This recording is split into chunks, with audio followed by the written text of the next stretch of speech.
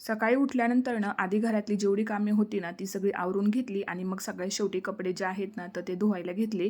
कपडे धुवून झाल्यानंतर ना मग साबुदाणा जो आहे तो भिजत घातलेला होता. मग त्याची खिचडी करून घेतली, कारण की उपवास होता म्हणून मग खिचडी जी आहे ना तर ती बनवली.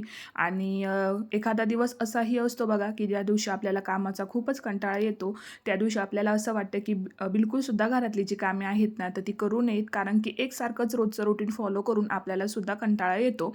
तर मग थोडा वेळ आराम केला आणि मग दुपारची जी काही आपली कामं असतात, कपड्यांच्या घड्या घालणे, घरं झाडणे, चहा ठेवणे, ती सगळी कामे आवरून घेतली आणि मग आम्ही निघालो होतो बाहेर. तर तिथे मस्तपैकी अशी मी रेडी झालेले होते. आम्हाला जायचं होतं 16 सोमवारच्या उद्यापनासाठी. तर तिथे गेलो तर असं डेकोरेशन केलेलं होतं आणि जेवणाची सुद्धा खूप छान व्यवस्था केलेली होती. तर डेकोरेशन खूप छान झालेलं होतं, म्हणून म्हटलं चला तुमच्याशी शेअर करूयात. जेवणं वगैरे आवरली आणि मग आम्ही घरी निघालो. आवडला असेल व्हिडिओ तर चॅनेलला सबस्क्राईब करा.